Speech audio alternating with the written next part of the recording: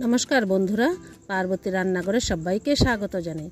আশা করি তোমরা সবাই ভালো আছো আর আমিও ভালো আছি। বন্ধুরা, আজ আমি এঁচোড় দিয়ে আরও একটি সম্পূর্ণ নিরামিষ রেসিপি তোমাদের সাথে শেয়ার করব। আর ভিডিওটা তোমরা প্রথম থেকে লাস্ট অবধি নিশ্চয়ই দেখো। চলো দেরি না করে শুরু করে দিচ্ছি। প্রথমে আমি এঁচোড়গুলোকে ছোট ছোট করে কেটে ধুয়ে পরিষ্কার করে নিয়েছি। তারপর নুন, হলুদ, সর্ষের তেল দিয়ে আমি এঁচোড়টাকে সেদ্ধ করে নেব। সেদ্ধ করে নামিয়ে নিয়েছি। এখন আমি আরেকটা কড়াই বসিয়ে সর্ষের তেল দিয়ে দিয়েছি।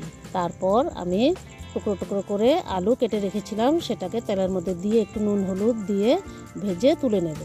তারপর আবার একটা কড়াই বসিয়ে দিয়েছি, তার মধ্যে দিয়ে দিয়েছি সর্ষের তেল। তেলটা গরম হওয়ার পর ফোড়নে দিয়ে দিয়েছি গোটা জিরে, শুকনো লঙ্কা, তেজপাতা আর এলাচ, দারচিনি। তারপর দিয়ে দিয়েছি একটু গোবিন্দভোগ চাল। চালটাকে এখন আমি একটু ভেজে নেব। নিরামিষ দিনে এই রেসিপিটা যদি থাকে না, তাহলে কিন্তু আর অন্য কিছুই দরকার পড়বে না, এতটাই সুস্বাদু হয় খেতে। চালটা এখন ভালো মতো ভাজা হয়ে গেছে।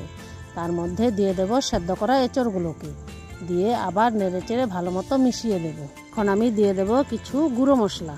প্রথমে দিয়ে দিয়েছি হলুদ গুঁড়ো, লঙ্কা গুঁড়ো, জিরে গুঁড়ো, ধনে গুঁড়ো আর নুন, দিয়ে আবার সব কিছুকে একসাথে মিশিয়ে দেব।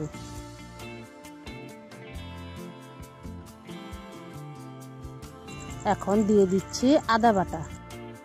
আদা বাটাটাকেও আমি সব কিছুর সাথে নেড়েচেড়ে মিশিয়ে দেব।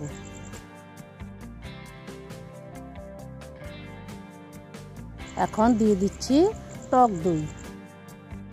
টক দইটা আমি আবার সব কিছুর সাথে মিশিয়ে দেব।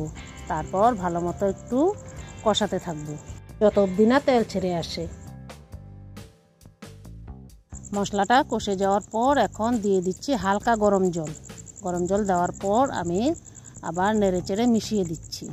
এখন আমি ঝোলটাকে ফোটার অপেক্ষা করব আর একটু শুকিয়ে মাখো মাখো করে নেব। ঝোলটা এখন ফুটে উঠেছে। এখন দিয়ে দিচ্ছি আলু। ভেজে রাখা আলুটাকে দিয়ে দিচ্ছি। তারপর দিয়ে দিচ্ছি কয়েকটা কাঁচা লঙ্কা আর একটু চিনি, দিয়ে আবার মিশিয়ে দেব। এখন একটু দেখে নিচ্ছি চালটা কতটুকু সেদ্ধ হয়েছে। দেখো বন্ধুরা, এখানে আমার চালটা কিন্তু মোটামুটি সেদ্ধ হয়ে গেছে। এখন আমি দিয়ে দিচ্ছি কাজু আর কিশমিশ। তারপর দিয়ে দেব গরম মশলা। গরম মশলা দিয়ে আবার আমি সব কিছুকে একসাথে মিশিয়ে দেব। এখানে এঁচোড়টাকে আমি শুকিয়ে শুকিয়ে একেবারে ঘন করে নিয়েছি। আমি এরকমই মাখো মাখো রাখবো, বেশি ঝোল রাখবো না। বন্ধুরা, এখানে তোমরা চাইলে একটু ঘি দিয়ে দিতে পারো। যেহেতু নিরামিষ রান্না, ঘি দিলে কিন্তু একটু ভালোই লাগে খেতে। এখন আমার এঁচোড়টা রান্না হয়ে গেছে। নামিয়ে এখন গরম গরম পরিবেশন করে দেব। বন্ধুরা, তোমরা তো অনেকেই অনেক রকমভাবে এঁচোড়ের রেসিপি খেয়েছো। একবার আমার মতো এভাবে এঁচোড়ের মুড়ি ঘন্ট রান্না করে খেয়েও, গ্যারেন্টি দিচ্ছি খুব ভালো লাগবে।